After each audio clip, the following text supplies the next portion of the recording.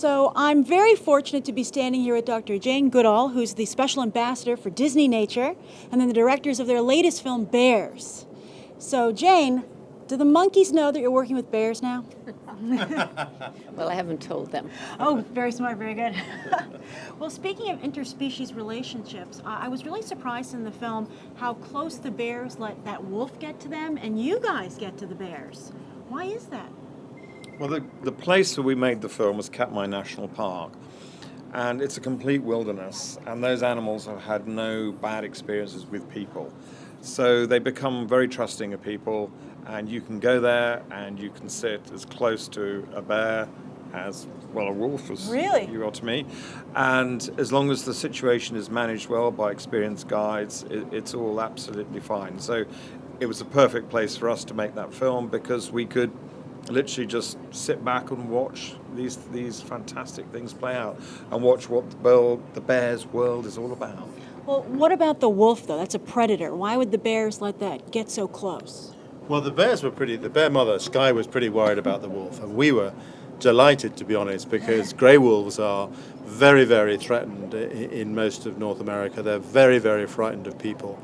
And so to get so close to grey wolves and film that behavior was totally unique. I don't think anybody has seen an interaction between bears and wolves like that. But no, Sky was very, very careful. She didn't want to leave her cubs alone, and as you saw in the movie, she was a feisty girl. She saw old Takani the wolf off a couple of times.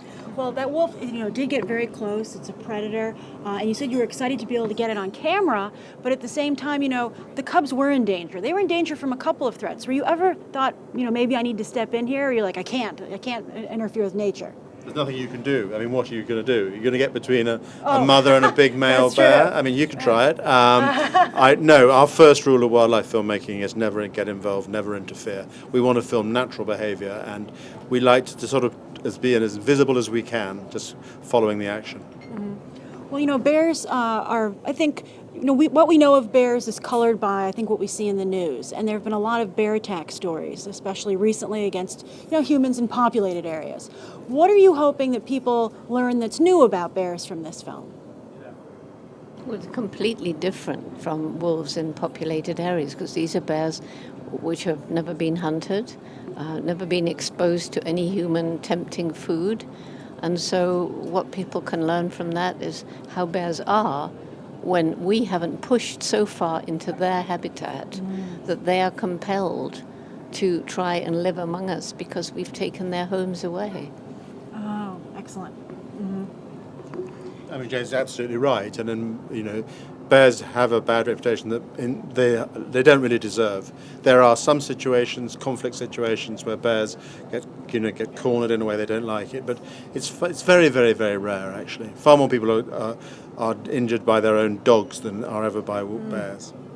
Also, you had such great subjects. This mother bear and her two cubs. How did you know where to find them? I mean, because you follow them from such amazing, from the mountains and the snow-covered mountains to the river.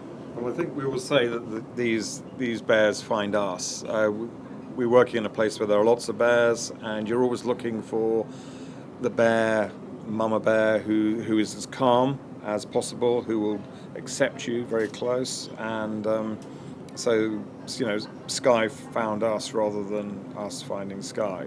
We would scout around and say find the bear that's most trusting and most happy to have us there, because then we've got a bear then that's just going to be able to say go about her life while we're filming it, and we can get the best story. So she's like a showbiz mom bear.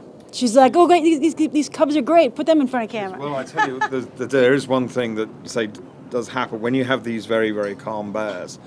They are far more worried about male bears than they are about people. Oh. And so when they want to go fishing, they'll often come and bring their cubs and say, okay, cubs, stay here by these guys. I'm going off fishing. Oh, so you babysat? babysat? You end up babysitting. Oh, that's great. But that just shows just how bright bears Yes. are. They work out such situations. They work you out. Sometimes people are just a threat to bears. But if you have a place like Katmai, bears can see people as a positive thing in their lives and use it to their advantage. I have to say, several times during the film, the bear seemed very intelligent and very dexterous. You've done a lot of research with that with monkeys. What did you learn about bears' intelligence while you were? Because I know you were on location at least for 2 days, right? Well, in 2 days you don't learn very much. I learned far more from the movie than from what I experienced there. It was just to get the feeling of it. I did meet Sky. I met the cubs. I saw, the young male kind of trying to catch a salmon. Yes. And it was very funny. So. Oh, great. My last question for you is that we all know the bear's favorite part of the summer was the salmon, right? So what was your favorite part of the summer? Of the whole movie. Well, the experience of making it, too. I think that for me the magic moment in the movie is when they emerge from the den and they're up in the mountains and you see Sky's complete joy out of being released from that smelly den, and that was filmed from a helicopter a long way away from the mother, not disturbing her at all. But I think it's one of my favourite moments in the movie. Oh, wow. And then at the end of the film, I think in the Golden Pond, where you see bears at that particular place, the salmon are so dense, and I dare say the bears are in paradise, and it's just wonderful to see bears when they've got so much food that they don't know what to do with themselves. That's great. What was your favorite moment? Well, a piece I'll always remember is the clam on the claw, because that is just so funny. Right? And I think the thing that struck me about that is the incredible good fortune to be there when that happened. It's probably never ever happened in history. It probably never will again. And what are the odds of a clam being open and actually closing on a claw? Yes. Magic. Oh, it was magic. So for me, that was just incredible. The film has a lot of them. It's great. Thank you so much. Thank you very much.